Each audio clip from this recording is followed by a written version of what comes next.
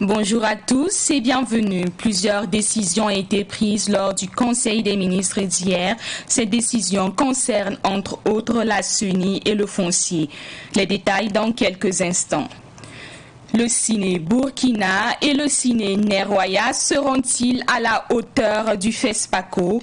À seulement 2 jours de ce grand événement qui célèbre le cinéma africain, le relooking de ces salles n'est toujours pas fini. Vous verrez le constat dans ce Savane Midi. Une fois de plus, bonjour. Comme indiqué en titre, le Conseil des ministres d'hier a abouti à plusieurs décisions majeures. Il s'agit notamment de la nomination d'un nouveau commissaire de la CENI, de l'adoption du projet de loi sur la promotion foncière et de la naturalisation d'une 50aine de personnes. Le point avec le porte-parole du gouvernement. Alors, au titre des délibérations, nous avons adopté un décret donc, au titre du ministère en charge de l'administration territoriale et de la décentralisation portant nomination d'un commissaire à la CENI, la Commission électorale nationale indépendante.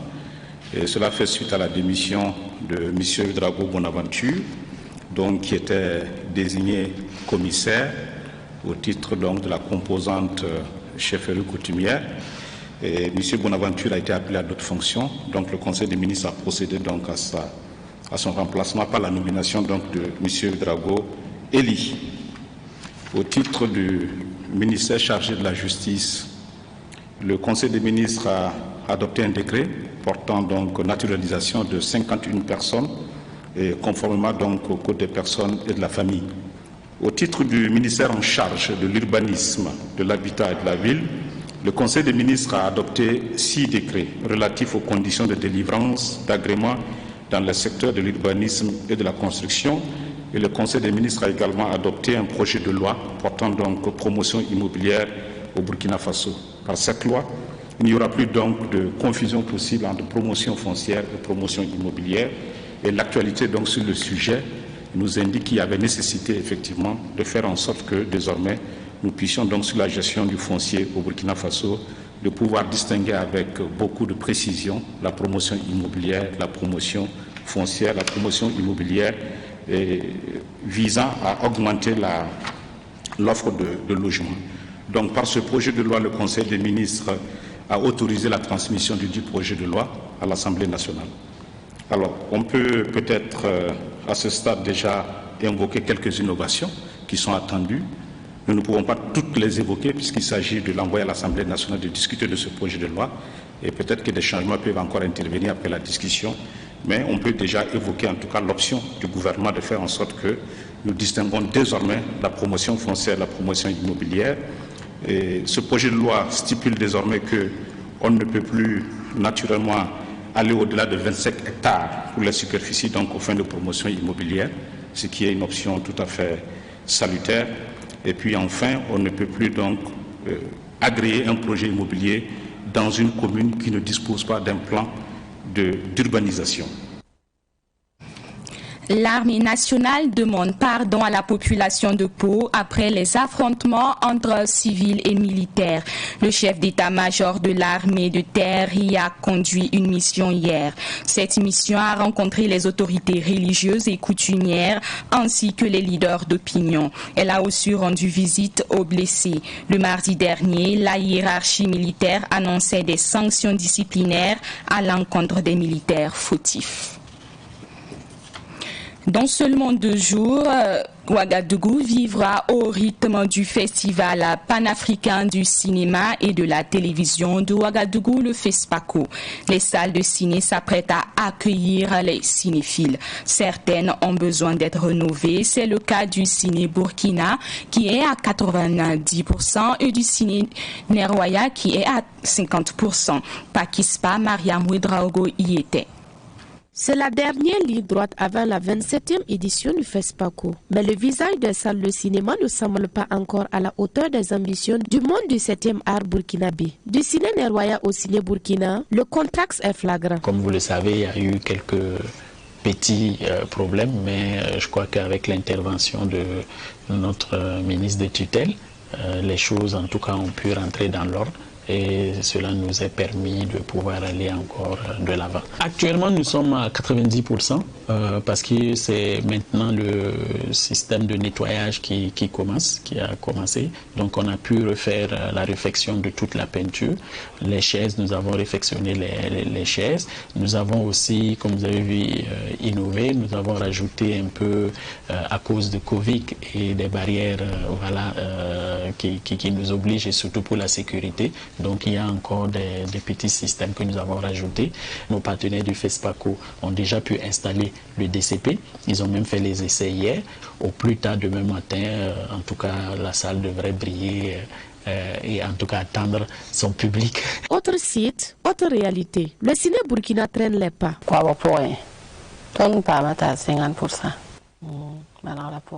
Sur ça, nous sommes à 50% de taux de réfection. Nous sommes associés pour que tout se passe bien. C'est le ministère de la Culture, le comité d'organisation du FESPACO, la mairie et mon équipe. Le ministère de tutelle et le comité d'organisation de la 27e édition du FESPACO ont choisi le Ciné Burkina pour l'ouverture officielle. Ils viendront voir l'intérieur de la salle. Il y a beaucoup à faire. Même l'extérieur de la salle a besoin de réparation. Mais tout entrera dans l'ordre, si Dieu le veut, avant l'ouverture officielle samedi. En plus de la projection des films au ciné Neroya, les festivaliers pourront découvrir des animaux sauvages. Nous avons aussi prévu un petit parc, donc vous avez remarqué que nous avons les animaux qui sont là pour permettre quand même aux cinéphiles qui arrivent de se côtoyer aux différents animaux que le Burkina regorge. Donc ça fait aussi un tourisme, une culture. Les gérants de salles de cinéma demandent, dans l'urgence, un nouveau sursaut des plus hautes autorités pour que tout le Burkina Faso soit à la hauteur de l'événement.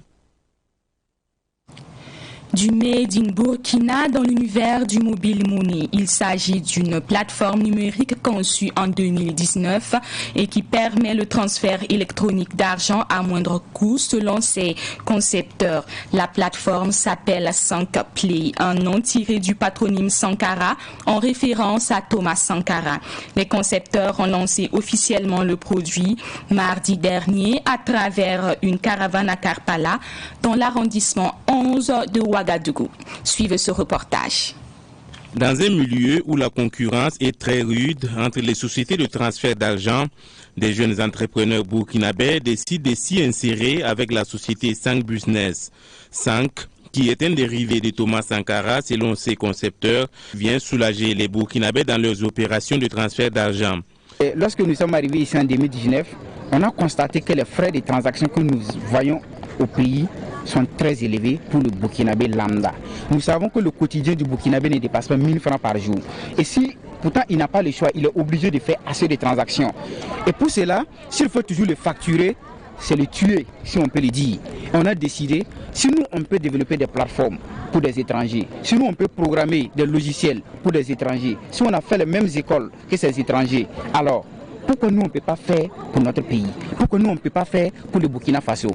Le lancement de cette caravane dénommée Sankpay vise à sensibiliser les Burkinabés sur les avantages de cette plateforme qui se veut intègre à travers les coûts de ces transactions moins chers selon ses initiateurs. Nous avons une plateforme très sécurisée, fluide et, pour terminer, très moins chère. Et je pense qu'un Burkinabé, pas seulement qui veut consommer le local, mais qui veut vraiment économiser, n'a rien à craindre. Il faut consommer 1% et je pense pas. Bon, peut-être maintenant, nous sommes authentiques, j'aime le dire. Nous sommes venus avec 1% et nous sommes les seuls et les premiers qui sont venus avec ce système de 1%. S'il y a des gens qui embattent le pas, alhamdoulilah, parce que pour nous, dans un marché où il n'y a pas de concurrence, c'est toujours le monopole qui bénéficie et le peuple meurt. Et nous, on n'est pas d'accord. Et si le peuple voit ce que nous sommes en train de faire, je pense qu'il n'y a pas de concurrence. Soit ces gens aussi vont venir comme nous, sinon ce que nous avons aujourd'hui, il n'y a pas de concurrence, nous avons des prix imbattables sur le marché. Cette première sortie de la société Sank Business au quartier Karpala dans l'arrondissement 11 de Ouagadougou a été immortalisée par des prestations d'artistes et des jeux concours avec le public sorti pour la circonstance.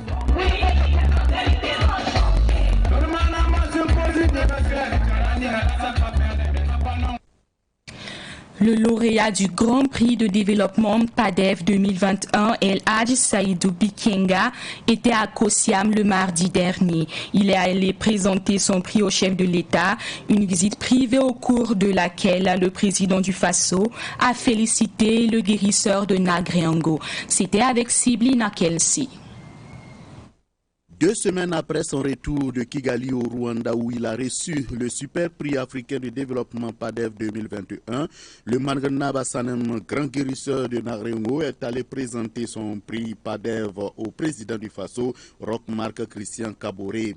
Le grand lauréat du PADEV 2021 a reçu les félicitations du président Roch Marc Christian Kaboré. Le président du Faso lui a demandé de toujours persévérer dans son domaine de soins traditionnels. À l'issue de l'audience, le guérisseur Seydou Nagréango a exprimé sa satisfaction. Et vous avez vu les honneurs qui nous ont été faits là-bas et nous sommes vraiment heureux. Il y a un adage qui dit que les prouesses et les trophées remportés par quelqu'un de la famille doivent être présentés au premier responsable de la famille. Et notre premier responsable, c'est le chef de l'État, Roch Marc Christian Kaboré.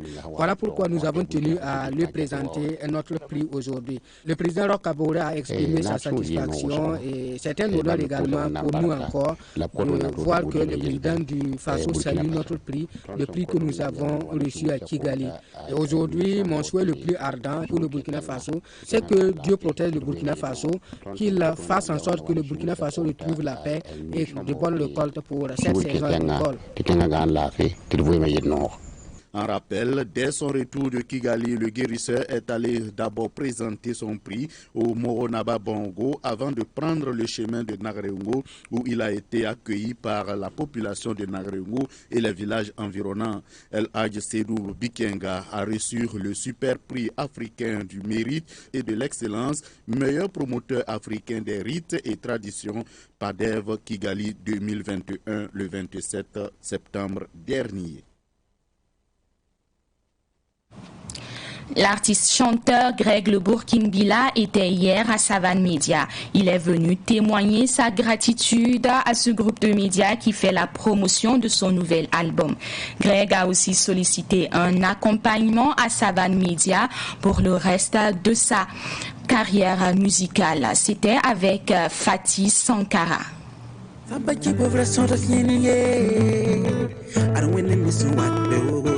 Le groupe Savane Média a été d'un grand soutien pour l'artiste Greg Le Bourkinbila depuis le début de sa carrière en 2012. Après la sortie de son nouvel album, Greg sollicite de nouveau l'accompagnement de Savane Média. Je le dis toujours, chaque fois quand je suis à Savane, je me sens chez moi. Parce que tout simplement, Savane, c'est une radio. Je vais parler de radio d'abord, avant que la télé ne s'installe. C'est une radio qui m'a toujours soutenu depuis le début de ma carrière jusqu'à aujourd'hui. Et je viens aujourd'hui pour dire grand merci au personnel tout entier de cette maison pour le soutien indéfectible qu'ils ont apporté dans ma carrière. Voilà, grand merci à Savane.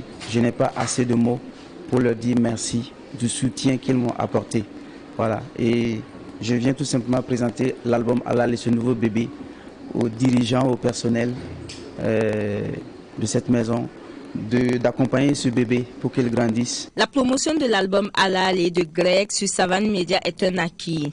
La direction de Savane Média s'est engagée à l'accompagner. On n'a pas besoin de le dire, puisqu'on n'a pas demandé son avis avant de commencer à faire sa promo. Savane Média est dans sa vision d'accompagner en fait nos acteurs locaux pour développer leurs œuvres quelles qu'elles soient. Donc nous sommes vraiment émus par cette marque de reconnaissance. Voilà, le fait qu'ils soient venus reconnaître le travail du personnel ou de Savane Média est déjà quelque chose qui nous réjouit et qui prouve que vraiment le sacrifice du personnel au quotidien est vraiment reconnu. Donc cela va nous ragaillardir à aller en avant dans ce que nous faisons déjà. L'album Halal est composé de 18 titres. Il est disponible sur toutes les plateformes numériques.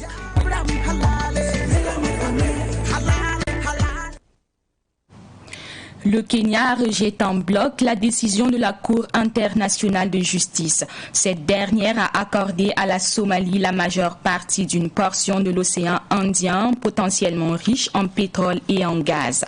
Quant au Kenya, il n'obtient qu'une petite partie de cette portion de mer à l'origine d'une dispute entre les deux pays. Le président Uhuru Kenyatta déclare que si le Kenya n'est pas surpris par la décision, il est profondément préoccupé par l'importance de la décision et ses implications pour la région de la Corne de l'Afrique et le droit international en général. D'emblée, le Kenya souhaite indiquer qu'il rejette en totalité et ne reconnaît pas les conclusions de la décision. En 2014, la Somalie a traîné le Kenya devant la justice après des années de négociations non abouties au sujet de la parcelle de 100 000 km². En République démocratique du Congo, le lieutenant Jacques Mugabo a avoué avoir participé au double meurtre des défenseurs des droits de l'homme Floribert Chebeya et Fidel Bazana en fin 2010 à Kinshasa.